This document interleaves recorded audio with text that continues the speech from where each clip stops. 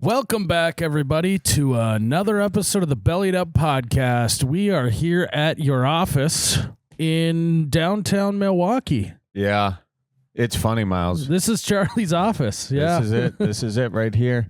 They got, this is the revamped bar. My office burnt down a few years ago, back in 2020. More than a few, couple, 2, 3.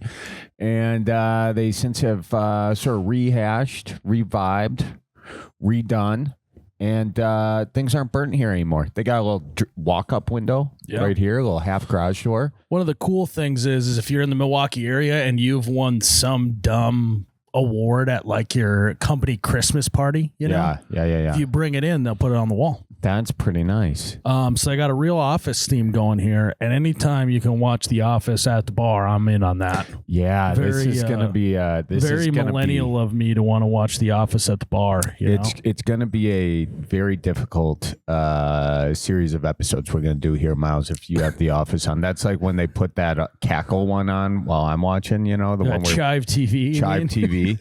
People start getting slammed in the nuts. I am just. Turn into a robot. Charlie's a sucker for someone getting slammed in the nuts. I'm a sucker for some nut shots on the telly. Sucker for slamming. Yeah, but that's all right. So yeah, it's a great spot. If you're in Milwaukee, you got to check it out. It's pretty cool. Yeah, how you feeling here, Miles? Well, Charlie. Yeah, we have something to address here on this podcast. It's actually great time. It's a great timing. Yeah. Because we shoot a bunch of these at one time, and it just so happens that the 2 days after the Packers lose in the playoffs to the Bears, we are here recording this podcast. How are you feeling after the Packers lost? I want to say it again, to the Bears in the first round of the playoffs. You know, Miles, I was actually feeling okay. I had an emergency call with my therapist yesterday, in fact, and we were on a good way, okay? I had a few shots. I had a few beers. My therapist served me, and I was moving on and moving forward. But now you just had to bring it back up here, didn't you? Yeah. It was painful. How do you think it feels, Miles, watching your like this was our Super Bowl? We both know neither of us were going to the Super Bowl because both teams have issues. Okay, I'll admit that, but we did not have more issues than the Bears. I don't know. I think you might have. Well, okay, we might have, but they're gonna get hammered in this next round. But my point is, this was our Super Bowl. So yeah, it was very disheartening to see us melt down again in the fourth quarter. I was myself, I had committed to doing a gig 1 year ago, and so I was bummed when they put the game right during the thing. So like So you were on stage? Well, I was backstage. It was a music thing, and I was doing it was a charity show, and I was doing some stuff on stage, but we had the game playing on a laptop on the drum kit, so we were all watching it. And, oh man, I was announcing the score to the crowd. We were getting into it. I was being real cocky. That's like tough sledding. You're announcing the score to the crowd. Well, they also had TVs. I mean, this was a big venue, so they had TVs with the game on, kind of over by the bar area. And I was like in the middle of doing a joke, and just the crowd erupted. I was like, yeah. So hilarious, right? And the Packers had scored. And then 2 minutes later, the backstage erupted because that laptop was on a 2-minute delay from the rest of the game. So everybody was listening to my set is what I was telling you. And it was just, all in all, it was a regrettable situation. But you know what, Miles? You know what? So that's like a different type of bombing as a stand-up comedian. Yeah. Is like you're on stage, your team that you've been announcing the score for loses to the Bears.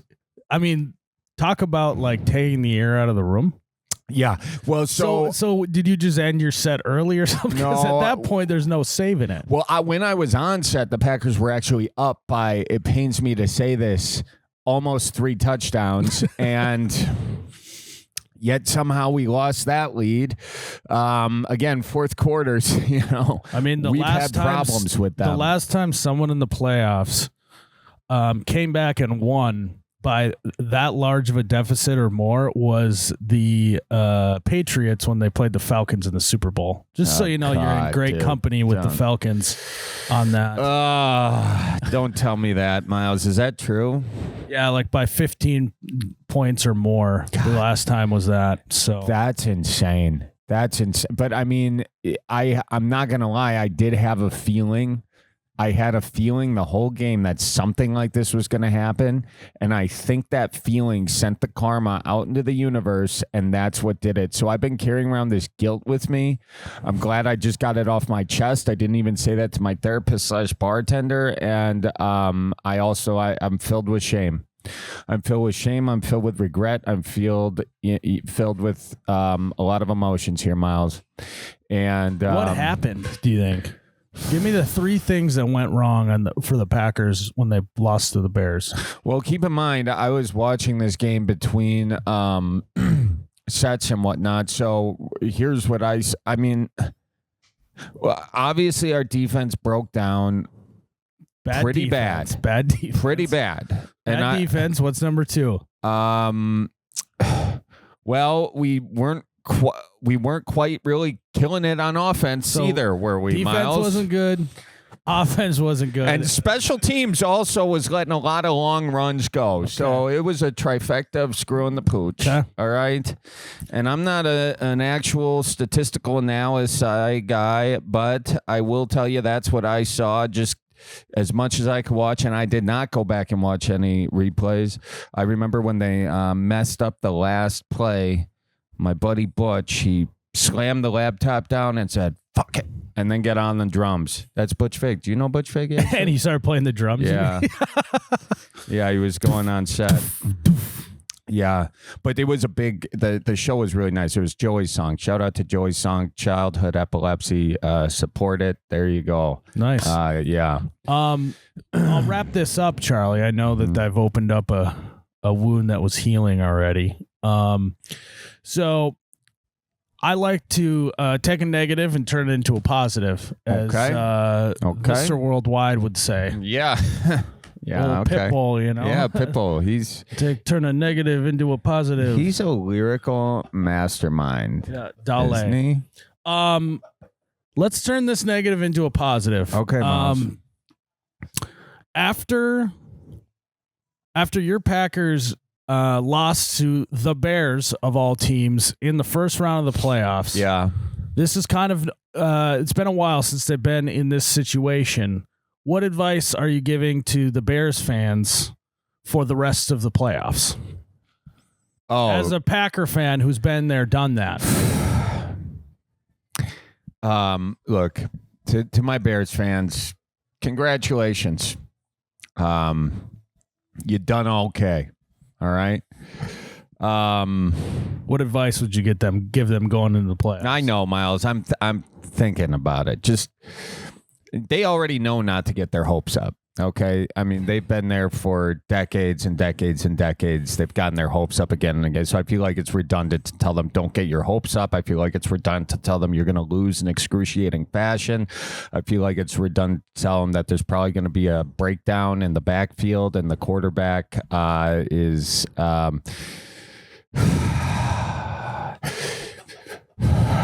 I'm just sorry. I'm having flashbacks of Aaron Rodgers' interceptions in the playoffs, and then it went to Brett Favre interceptions in the playoffs. So you'll have to forgive me, but Mr. Fingerpaint, just don't get too cocky. Okay, if you're feeling unsure, just throw the ball away. Okay, but now I'm giving the quarterback advice. He's not going to listen anyway. I give the fans advice. I just say, don't count your chickens before your eggs hatch.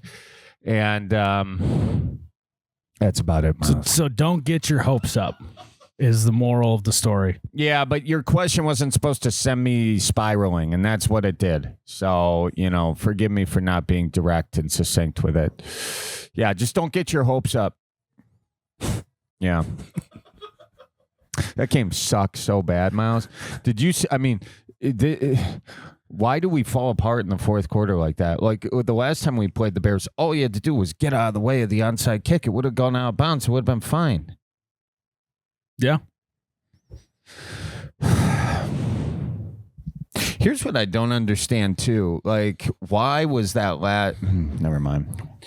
Why did he throw the last play of the game like that to no one? Yeah. Like, what were you doing? He was like, I don't know. And then it just went right into the dirt. I know. I get it. He had that big boy chasing him, and but I mean, it did not look pretty. And also the play before that, like it was almost a fumble. I mean, the whole thing was a disaster. We fell apart. We came apart at the seams. We were like, I would say that you guys kind of looked like the Bears that game. The end, for sure. Yeah. That's cute. Do you want to do a podcast today? Huh? Because right now, Miles, you're really just putting the screws in. You know what? It's fine. How do you feel about the fact that earlier in this season, I think you said you guys are going to win the Super Bowl? Well, and you didn't even win what you coined as your guys' Super Bowl either. So you lost 2 Super Bowls in one season, which is tough sledding for you. It's real tough sledding. Yeah, that's a crack toboggan is what that is, Miles.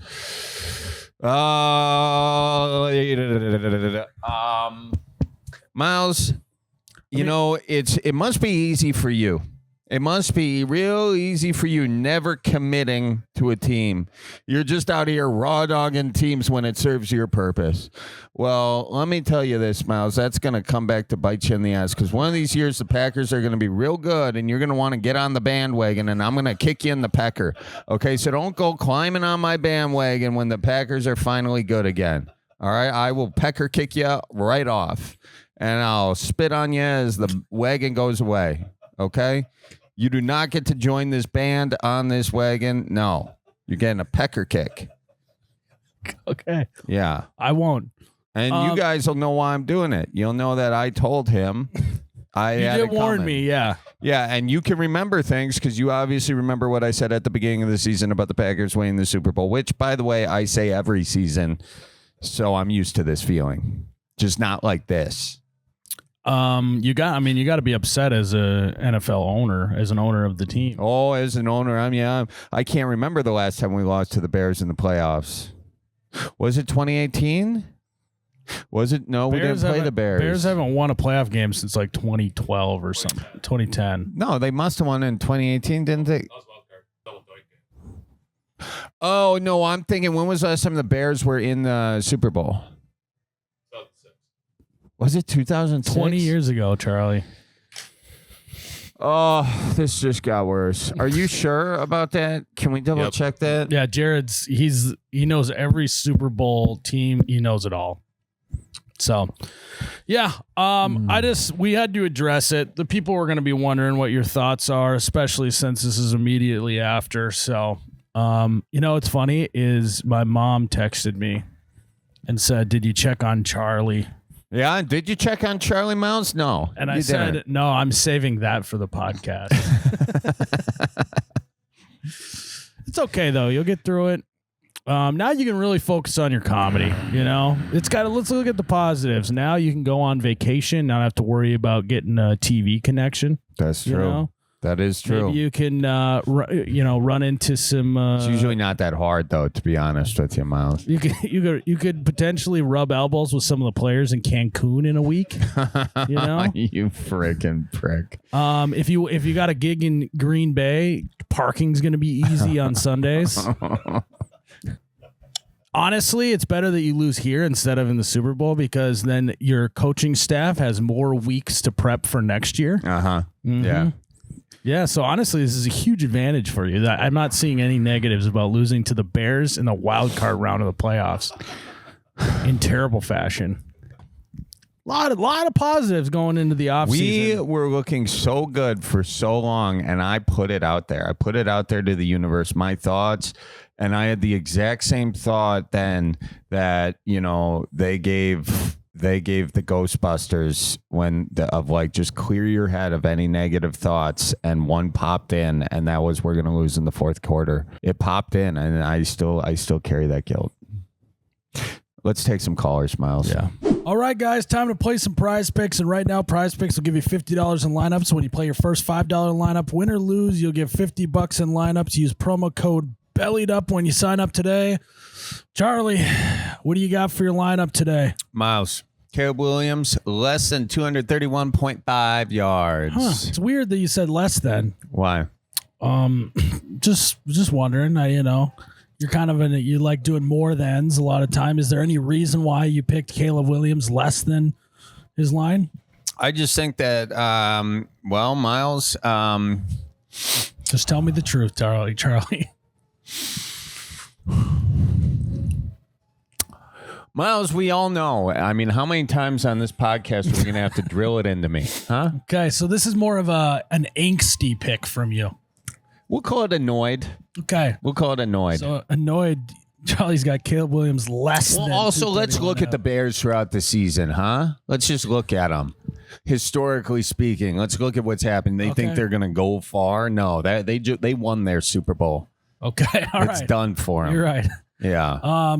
And you're going to like this. What's that? My pick for the week is I did it last week. I'm re-upping this week. Puka Nacua catching a touchdown against the Bears. That's my man. That's Boom. what I got this week. Put it up high. Put it down low. Put it.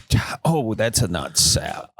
So guys, if you want to play Prize Picks with us this week, you gotta download the app. Use code BELLIEDUP. It's gonna be a good time. Charlie. Hi.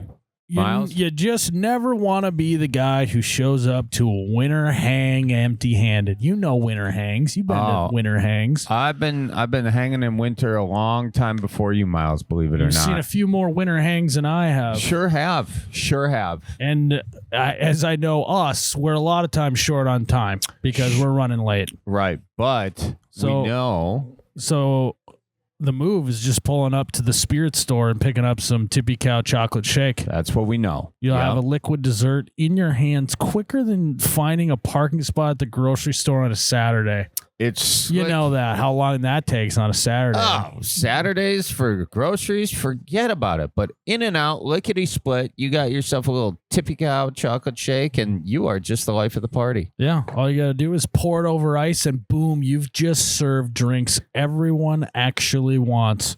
It's easy to bring, easy to drink, and even easier to pretend you put effort into it. And that's the type of gift that I love. I'm all about pretending effort, Miles. All about it. So, guys, this winter, you got to get some Tippy Cow. Be the cold weather hero without trying too hard and go on and have a cow. Heck yeah. Hey, we are recording this batch in Milwaukee, which means the food's elite and the parking lots are basically a skating rink with painted lines.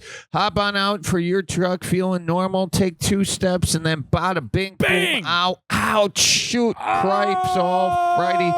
You are just hiding under a dust and a snow, just enough to cake all over you. Next thing you know, you're doing the splits in front of strangers, groceries flying, dignity gone, and if that wasn't enough, some guy in a rusty SUV slides right into your parked car because he thought all season tires meant invincible. If Milwaukee winter chaos turns into a crash or an injury, you know who's there for you, Miles? Nicolay. And you can call them to help with their mess, help with your mess, help with their mess, everyone's mess. 1-855-NICOLAY. Trust the beard, Miles. In beard we trust. And, call Russell. NicolayLaw.com. Nicolay. Sarah, you got Miles and Charlie on the Bellied Up podcast. I heard that you've had some trouble at a supper club. What happened? Well, my husband and I went to our favorite supper club in the area for just kid-free, nice meal, And we didn't have a reservation, but the host was like, it's a 45-minute wait, but you can go have a seat in the bar. So he walks us over there, gives us a table at the bar. We're like, fine, we'll eat here. Well, he seats us at a table for like 6 people, and it's the last open table in the bar. We're like, whatever, we got a table, we'll eat. And then we're literally place our order, get our cheese curds, because, that's like a Wisconsin. Oh, yeah. You got to get those. Yeah, the Ellsworth, they're the best. But anyways, we ordered the cheese curds, and then these two dads come over. Oh, hang on. Pause. Sorry, you're about to get real excited, but we got to hear every word. Your phone screwed the pooch. So take us back to the cheese curds real quick.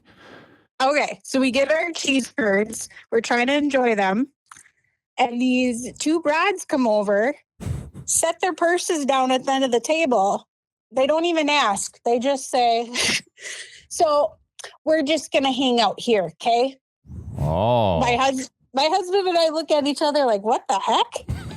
We're like, okay, whatever. It's busy. Yeah. We'll probably just have a drink and leave, right? Uh-huh. No. Another 5-10 minutes go by.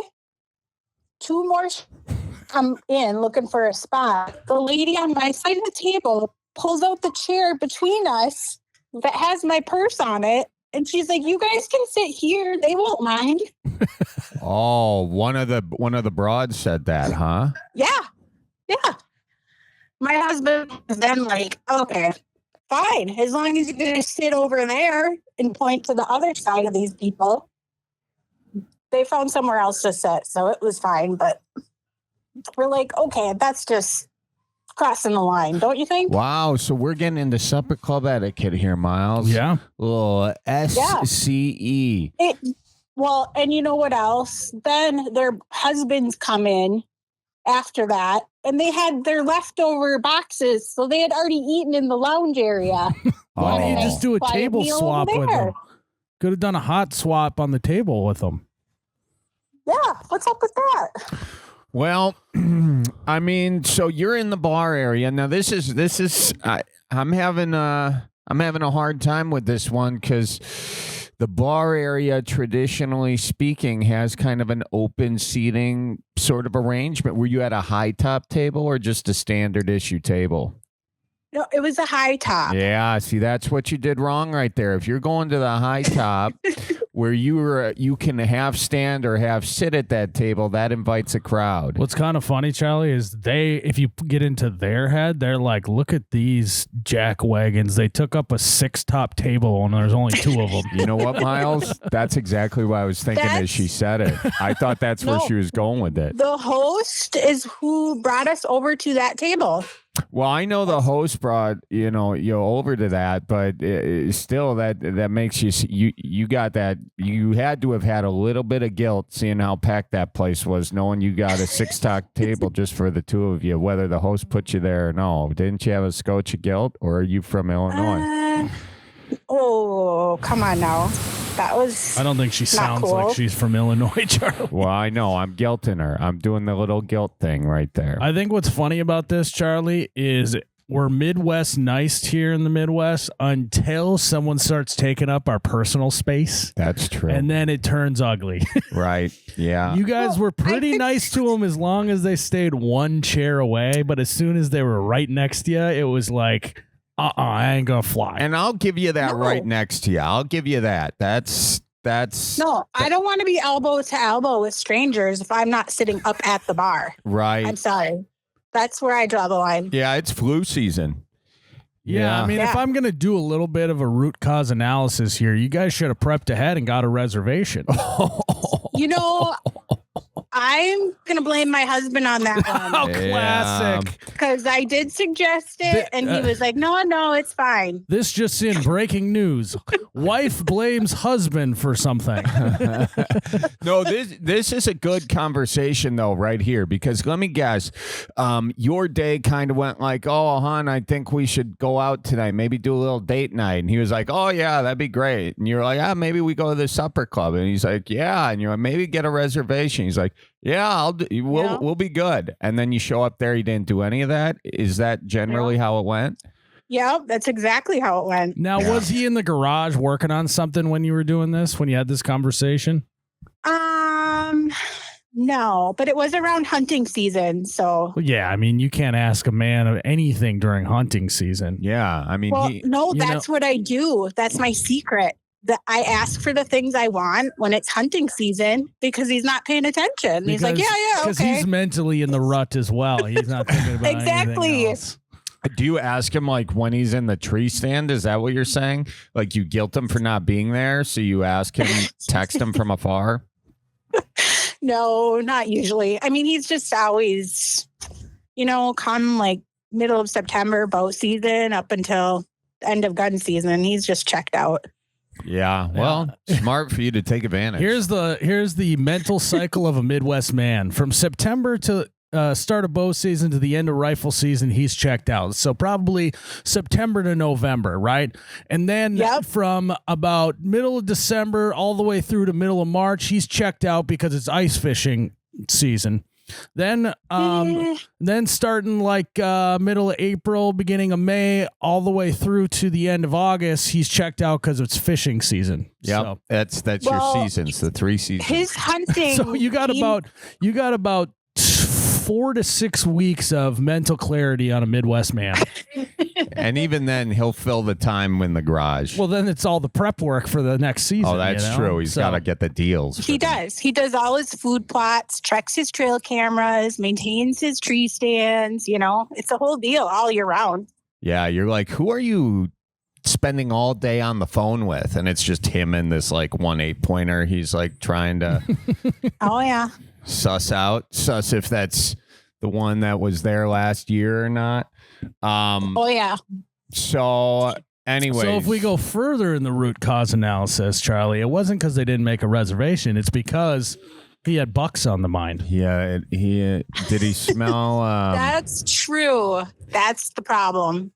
So but there's no in no world would you make this reservation.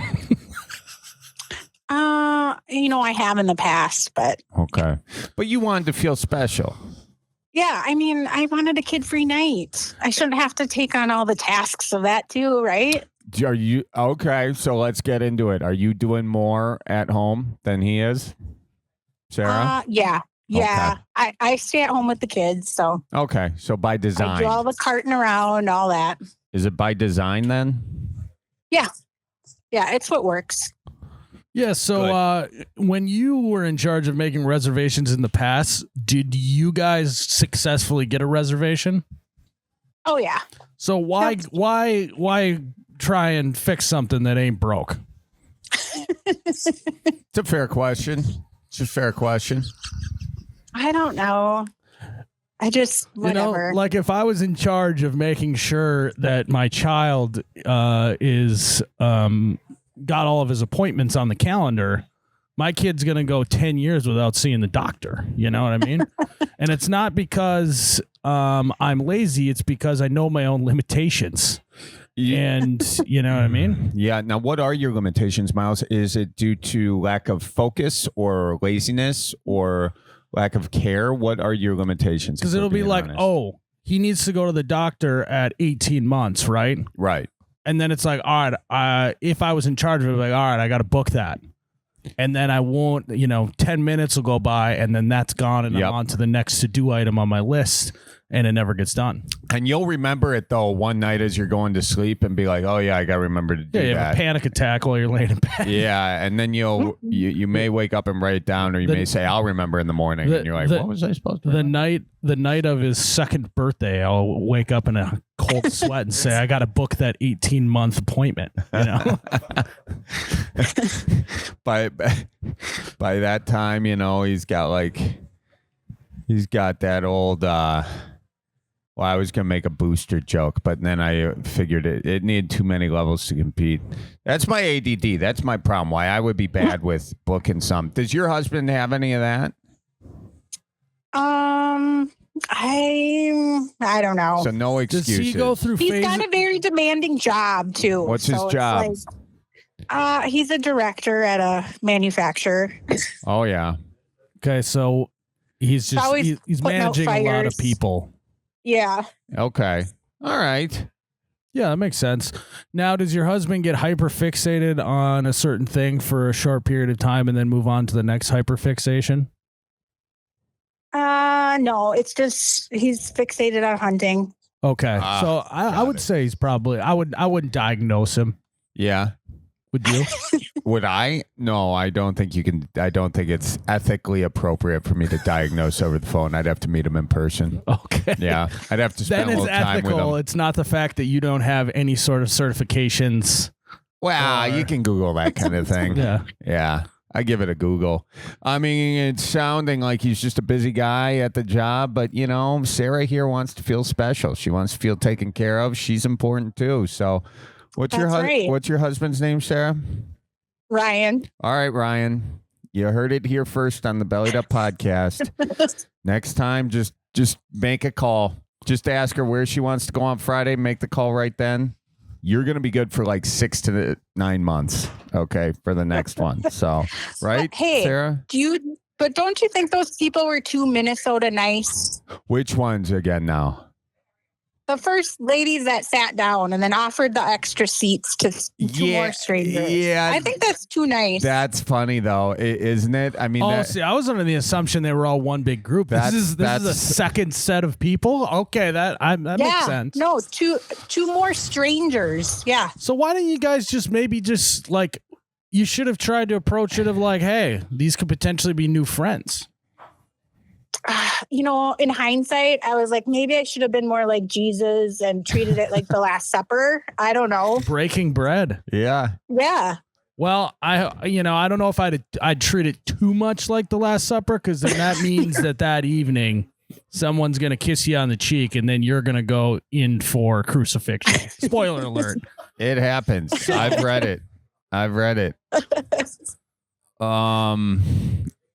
Yeah, and I don't know with that. I mean, it's definitely the way it's going to work. And, we've all been on, waved someone over from a dock that didn't belong to us and said, hey, where are you going? You want 2 more. And then at some point you passed another dock and said, you guys want to get on or no? And all of a sudden you're inviting someone you don't know onto someone's boat that you also don't know. We've all been there before, Sarah.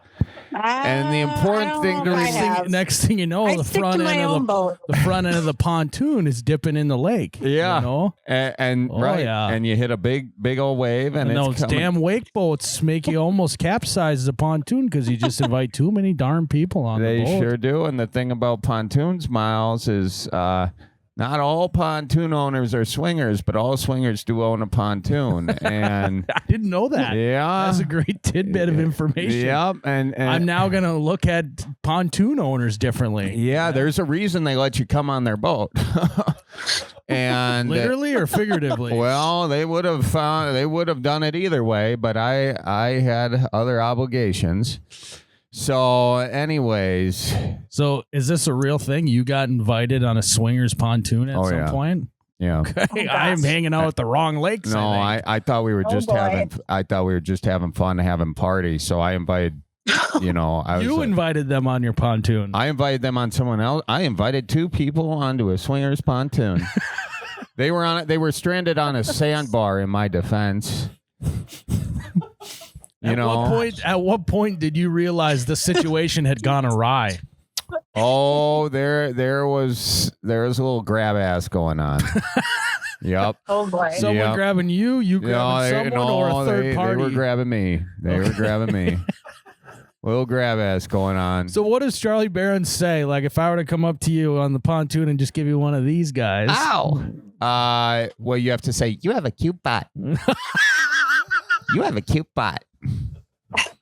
That's what she said. You guys say just like that. Go ahead. Got a cute butt. Oh, cool. I'm gonna go talk to your husband real quick. And then you walk up to him and he's like, you have a cute butt. Yeah. And you're like, oh shit. I was like, I am so far from home. And then right you're now. like, hey guys, you want to see my dive? No, it's like Forrest Gump when he sees Lieutenant Dan on the dock. Charlie's driving the boat and he just dives off the side. No, I forget how I got out of that. I think we went to a bar on the lake and then I just walked home. That was a long walk, too. All the way around the lake? No, I didn't live on the lake. That was a friend's place on the lake, but I didn't know how to get back there. And so where did you end up? boy. I walked along. I think I walked to a friend's house and then got right home. I didn't have a phone.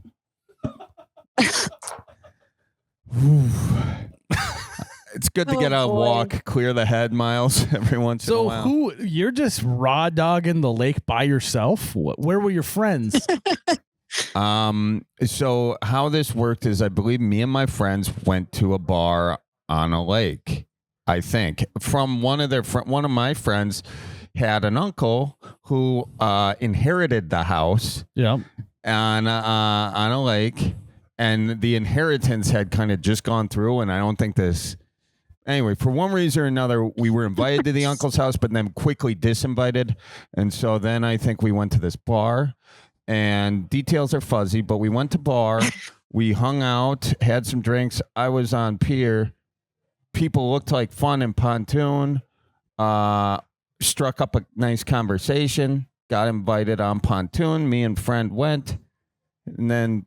So you weren't fully by yourself. That's good. Well, at some point I was, and I don't know how it happened, but it was just me. And then so I ended up walking to a different house. And honestly, it might have been good that you were standoffish to this couple, because they may have been swingers and you could have ended up on a pontoon you didn't want to be on. Yeah. Unless I guess you're into that I don't want to judge on that aspect. Are you guys swingers, Sarah? No. Okay, good. No. I mean, no judgment, but it makes for some awkward boat rides. Well, cool. Well, is there anything that we left you unsatisfied with today?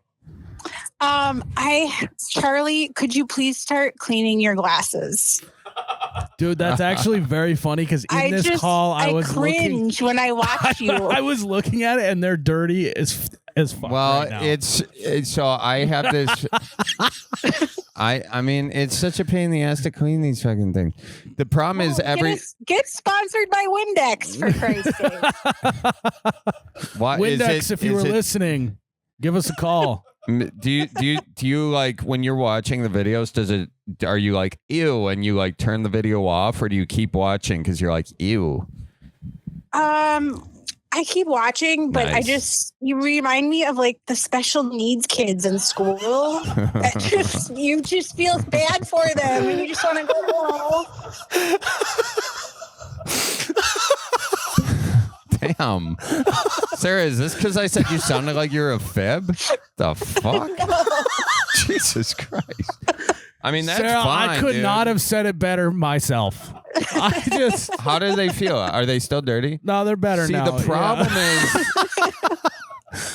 I think that we finally figured out how to accurately describe how you go about life.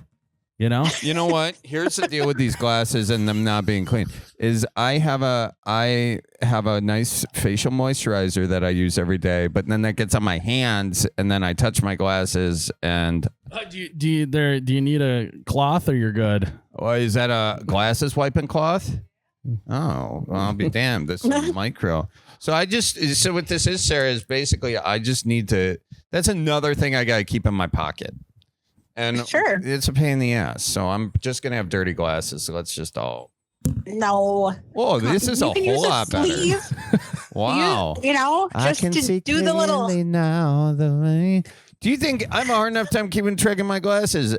I'm not going to keep track of a sleeve. I get one every time. There's a sleeve every time I get new glasses. I don't know where it is.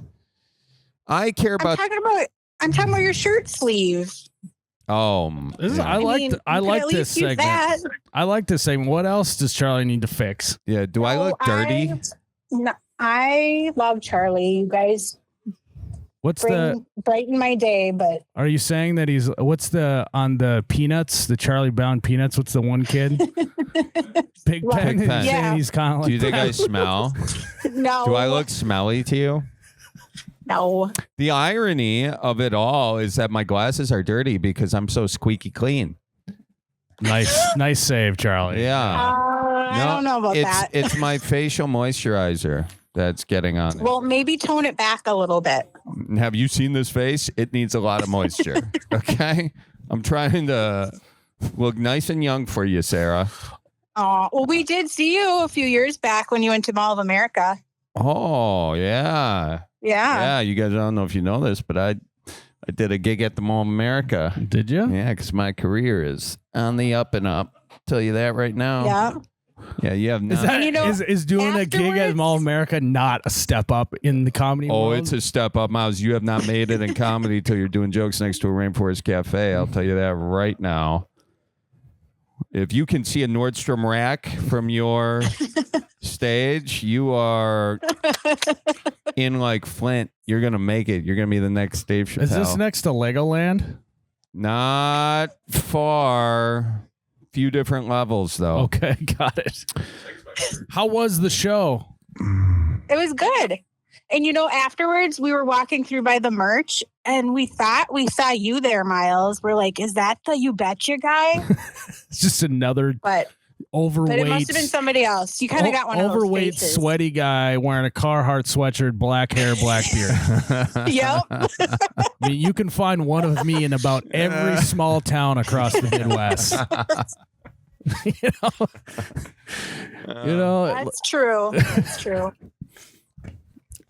I was not there. I wouldn't be caught dead at a Berens Mall of America show. Yeah. Miles waits for me to come to Fargo. I can't believe you just roasted me so hard about my glasses. I mean, that's the worst roast you've ever endured on this podcast. People are getting a little too brash with their honesty on this thing. I'm just trying to help you out. Help me out with what? I think just saying, hey, you should clean your glasses so you can see clear would have been enough for him to do it. Yeah. I mean, you didn't have they can't be good for your eyes. You didn't have to say that he has Down syndrome. Okay. I did not say that. Listen. Even if I did, it's a good deal, all right? It's not a bad thing. And the glasses, let me tell you that much. These glasses came with a little wiper deal. Okay. And that little wiper deal was in a little hard case. Now, if I could remember where that hard case was, these would be clean. But sometimes when you clean it with your shirt, it just wipes it around, and also well, you need a wife, Charlie. The wife can keep track of your stuff for you. He tried that once. Well, I know. Sorry about that. I didn't mean to turn the conversation that way. I know how you feel. You brought it up, not me. Well, sorry. Even if I get a wife, I guarantee you they're not gonna take time to clean my glasses. That's not sort of a long-term plan. You're frustrated over here trying to make a reservation, and imagine if you're cleaning old Ryan's glasses all the time. Sarah, come on now. I don't clean his glasses. I don't touch his. Why? Are they dirty? Stuff. Does he have dirty glasses? No, he wears contacts usually. Okay. I think we found the problem in this relationship, Sarah. I think you're hypercritical. Give Ryan a break and let's move forward. I'll admit I can be kind of a closet Karen at times. So. Oh, wow. I'll admit it. Damn. I'll admit it. What's your worst Karen moment you've ever had? Oh, well, what Be comes honest to mind with is us. Okay, so there's another story. A few months back, we were driving along one of the highways in our area, and there was this kid out there with his BB gun shooting at wild turkeys off the highway towards the direction of traffic. So I tell my husband, because he was driving, I said, this kid is out here on the side of the road. He stops. I get out. I was like, what are you doing? And I just laid into this little kid. I was like, you cannot be out here. First of all, do you have a hunting license? It's not even turkey season. Yeah. How old was he? And this looks, I don't know, maybe 10. Oh, God. Okay. Okay. He shouldn't have even been on the side of the highway, for Christ's sakes. Yeah. And what did the kid do? He was just like, well, my dad told me I could do it. I'm like, well, your dad's wrong. In this situation, I usually like to say, not my circus, not my monkeys. Yeah. Yeah. Oh, but when she's looking at my glasses, it all of a sudden becomes your monkey, huh? No, Miles? I didn't know. I thought it was going to be that his response is he just started firing at you and you had to run and jump in the car. What was that?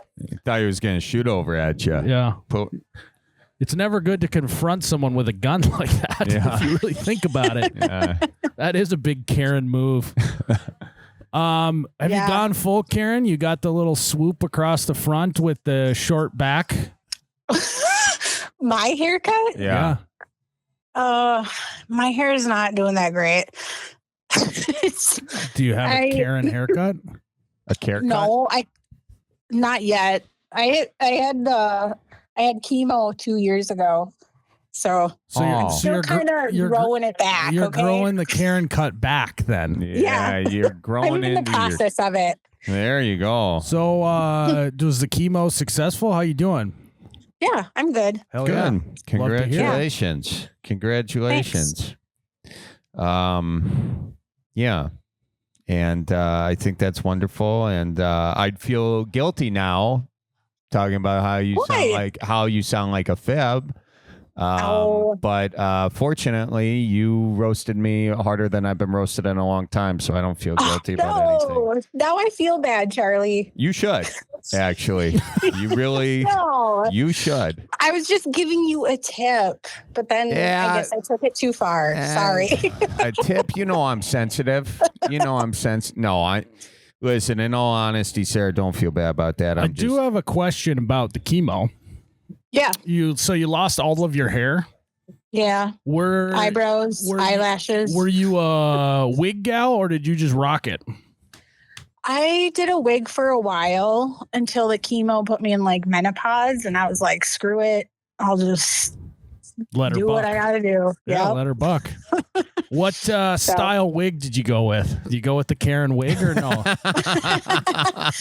Oh, no. I had it pretty longer, similar to what my normal hair would look like. So I'm curious about the process of getting a wig when you're losing your hair. Like, do you get to go in and like pick a style and they make it for you, or are you just like you get one off the rack? It depends where you go. I mean, there's like places where you can have them like completely custom made. And then there's other places that just already have them like already made. Nice. You just try them on. So.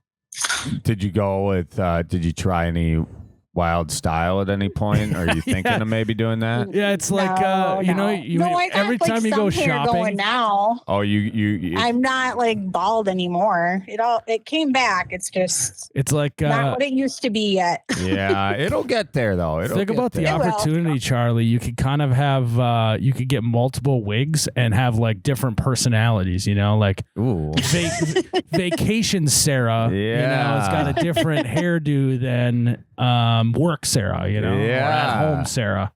Oh yeah, Ryan's probably like, blonde and brunette. Yeah, that could really spice up the bedroom a little bit. Get a bunch of different wigs and yeah. Miles, you're always looking on the positive side of life. Saying. I had it on a little stand in our little linen closet in our bathroom. And my husband told me a few weeks ago, he's like, I get creeped out every time I open the closet. Could you just put it away somewhere? Yes. It just looks like a little hair, head of hair looking back at him.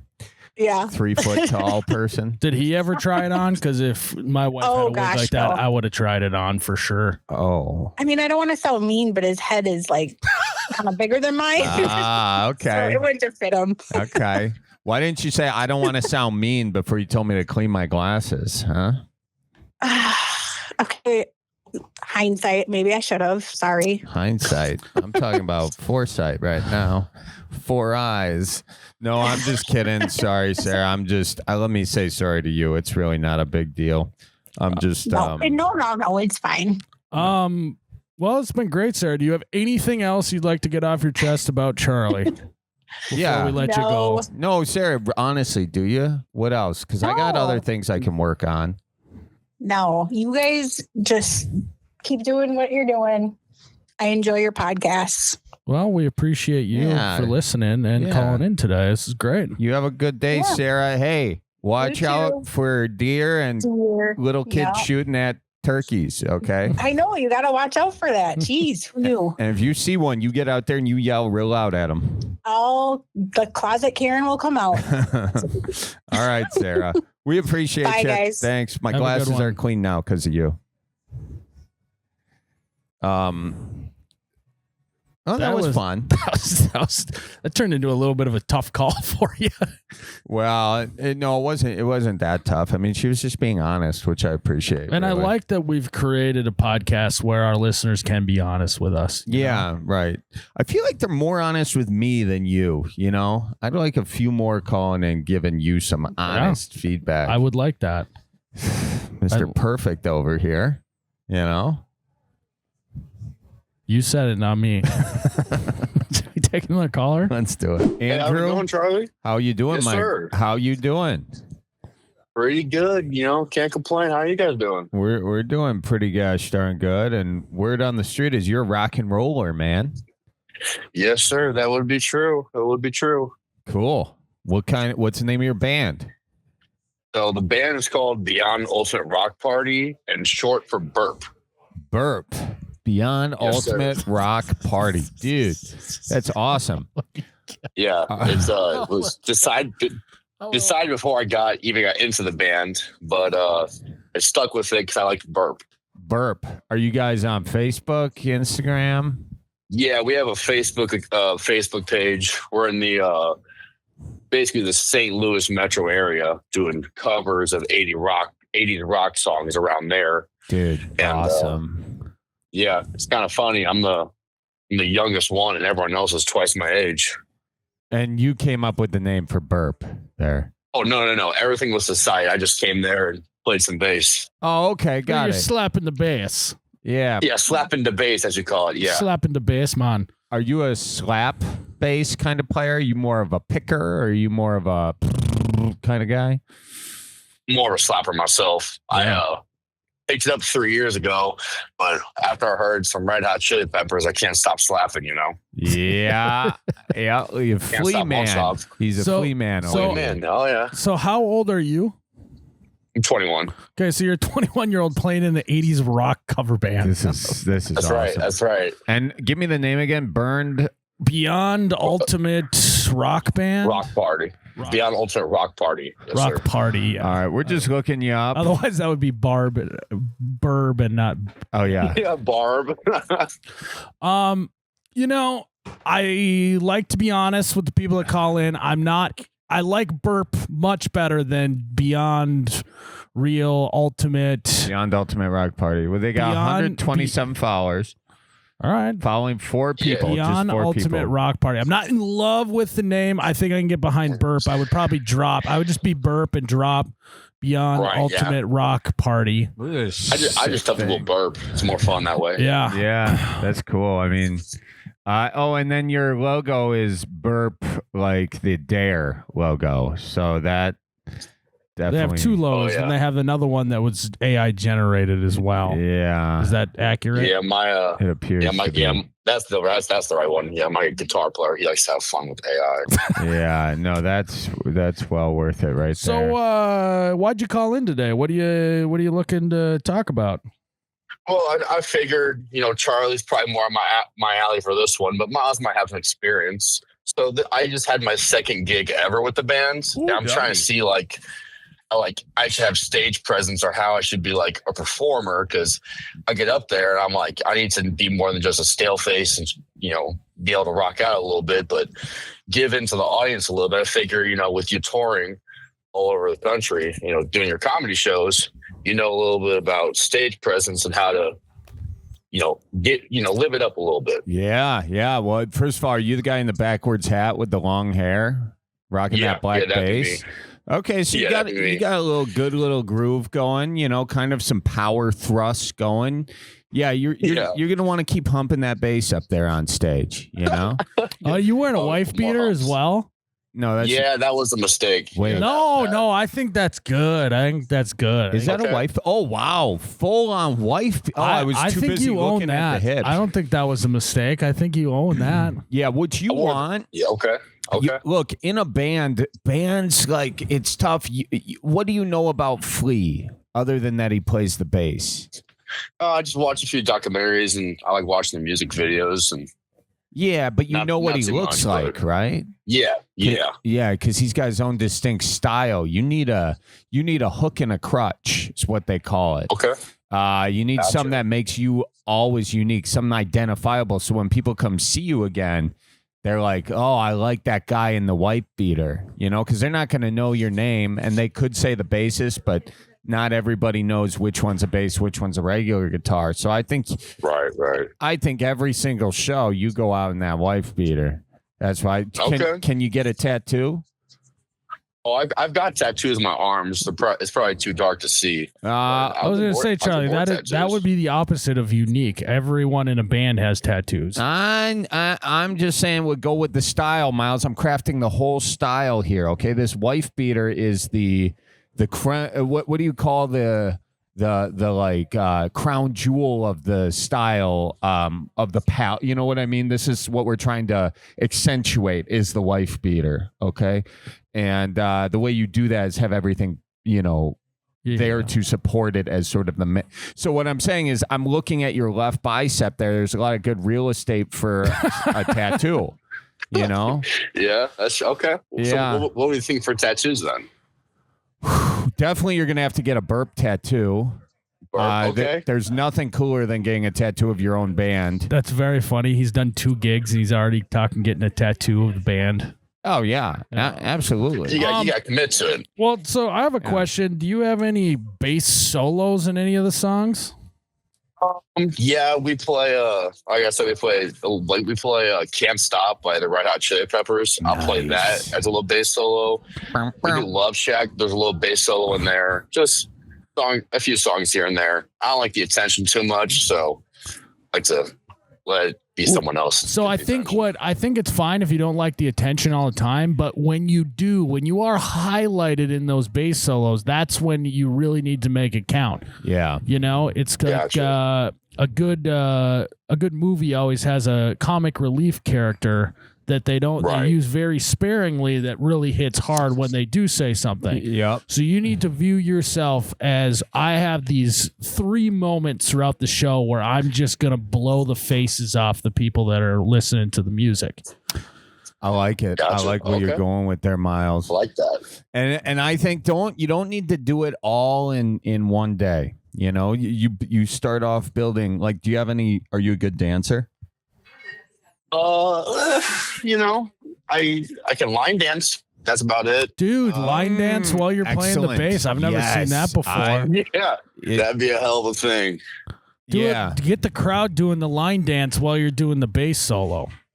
Oh yeah. Yeah, I got my girlfriend to come. She always wants line dance songs, so I'll have to add to the set list. Yeah, that's really good. You just start like doing the line dance yourself, even if it's offbeat to what you're playing. Almost have your or like just not coherent. It'll be on beat, but not coherent with what you're playing. Get the crowd going though.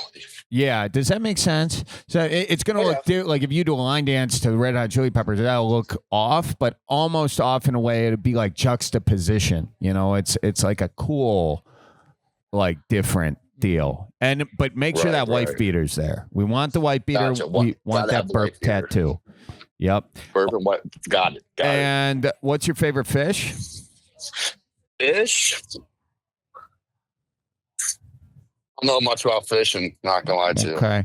I want you to go fishing. First fish you catch, that's your next tattoo, because you got a lot of room on those big biceps there, Andrew. And I'm not coming on to you. I'm just stating facts. I don't know. So I'm bothered, sorry. Have you ever watched the Sum 41 music video? Not. Okay, well, that's what when you hang up this call, I want you to go watch a music video for a song called In Too Deep by Sum 41. and they do a move where they take the guitar and they spin it all the way around their body and ends up going like basically around their shoulders and neck and comes back to the center. And if you can pull that move off, the crowd's gonna. Let's just say the men are going to be rock hard and the women are going to be feeling something. Is all I'm saying. Yeah, I mean, the crowd's going, is all I care for. Oh yeah. And now, Miles, as a stage guy, I'm going to add on to that he can only do that if he has a wireless kit on his bass. Are you a wireless there? Oh, yeah. Fully wireless. I can walk around the entire gig. Okay, then that's your second moment. So first moment, you're going to wow the crowd with the line dance, and then you end it with a big bass spin. Yep. Then the next time, you're going to walk throughout the crowd playing the bass, kind of like if you're pretty young, so maybe you haven't seen it, but you got to watch Anchorman when he's at the club and the guy asks him to play some Yaz flute, and he starts walking around the restaurant, maybe get up on some tables, do some of that. Yeah, on the bar. Yeah, they love that. And can I also say, with that wife beater on, people are going to be putting some dollar bills in that wife beater. So you're going to want to put that in the dryer, the washer, and the dryer before you go. You want it extra tight. You want Got it. Okay. Extra tight. Yeah. And then, you could also do a move where, obviously with consent, you take the bass, put it around a gal, or maybe just, I forgot he has a girlfriend. Yeah. Put it around your girlfriend and play the bass around her. Yeah. That you guys do a little dance while you're playing it. Yeah, that'll be good. And then like she's gonna really mark her territory, by that, because at this point she's gonna be spent a whole hour being jealous of all the gals in the bar. You're just cougar bait up there. And she's getting jealous of all these gals, so it's kind of a nice thing for her.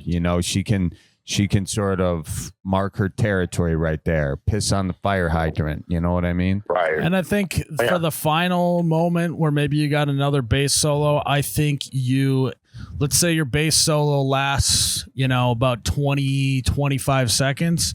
I need you to multiply that by at least like 4 to 5 to 6 times and just stay committed into it for a really long one and pull out all the stops. Your bandmates might not love it, but the crowd's going to love it. Yeah. Just when they think it's winding down, crank it back up again. Right. Just continuous. Just keep on. Yeah, it's like a false end, like And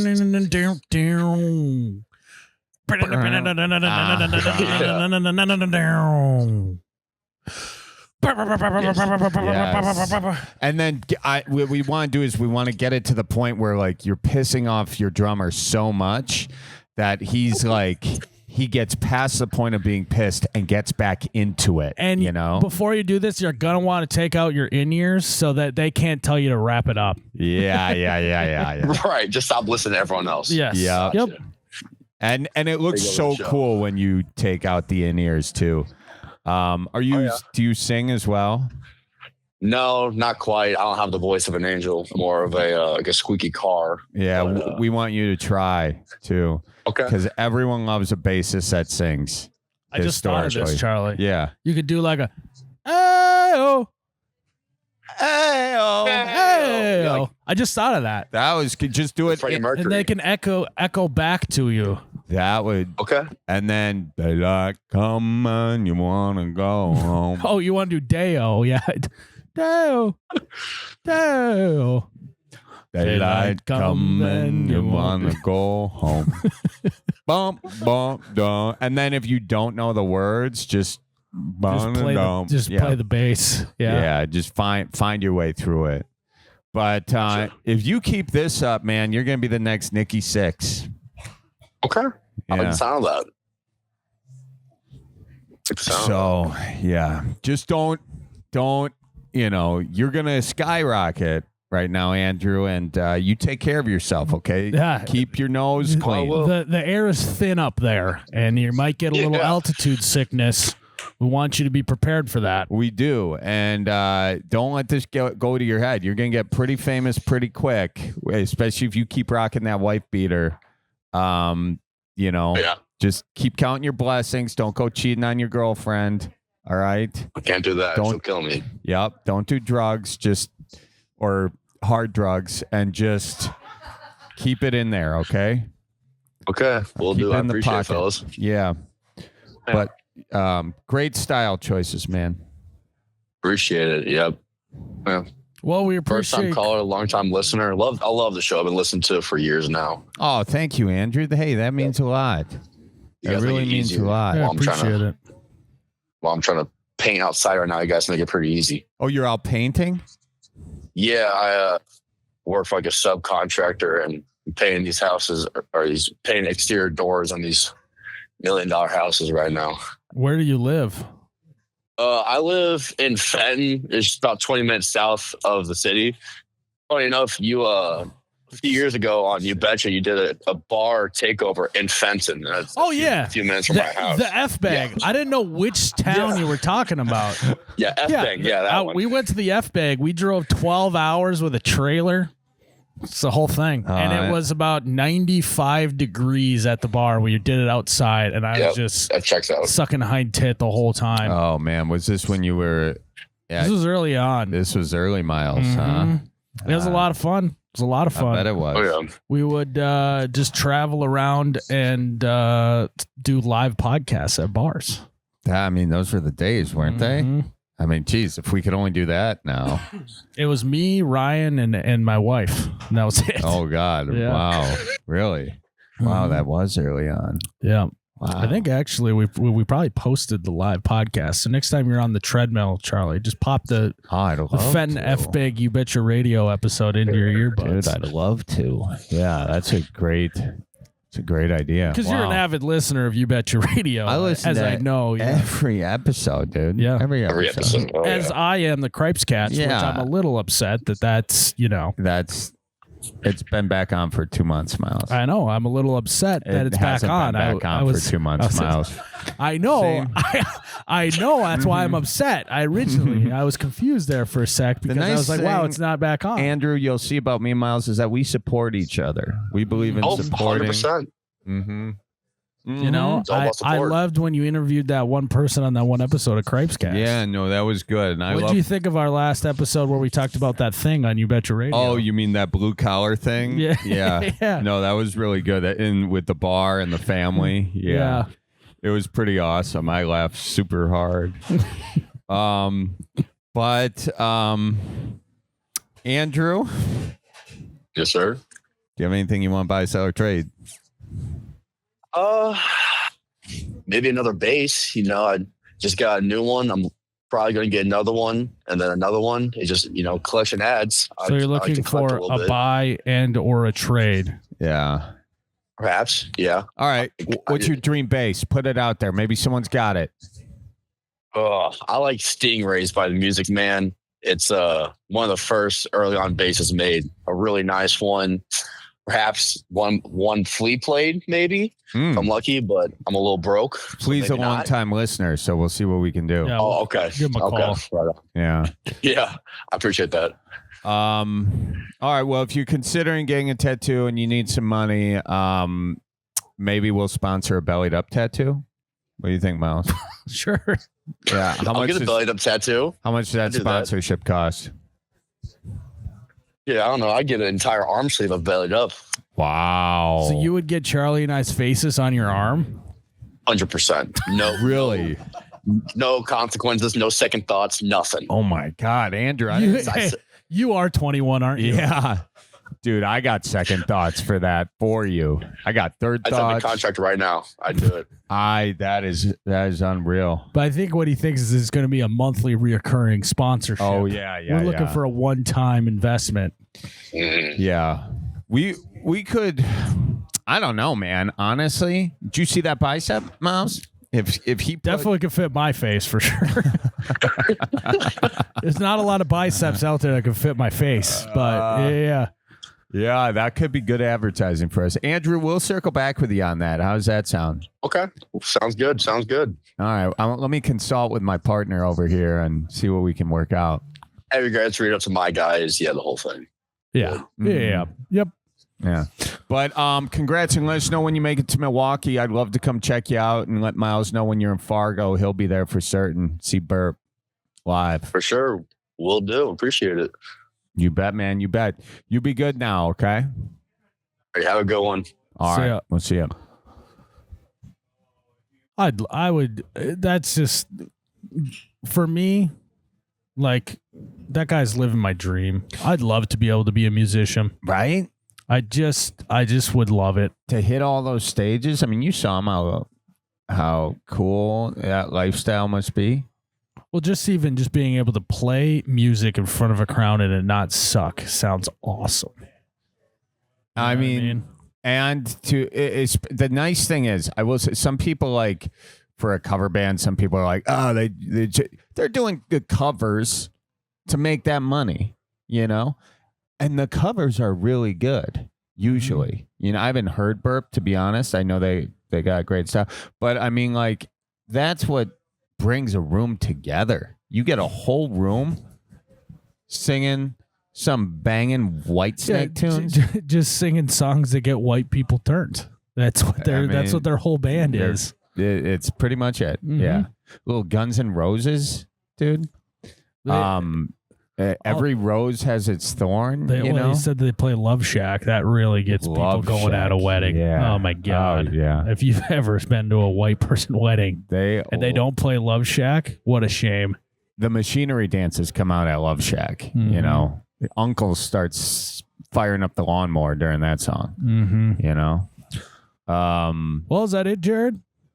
All right, guys. Well, thanks for tuning in to another episode of the Bellied Up Podcast. Have a good one, and remember to what, Charlie? Always tip your bartender. We'll see you next soon. One. Okay, hope you guys have a good one. Goodbye now. Toodaloo.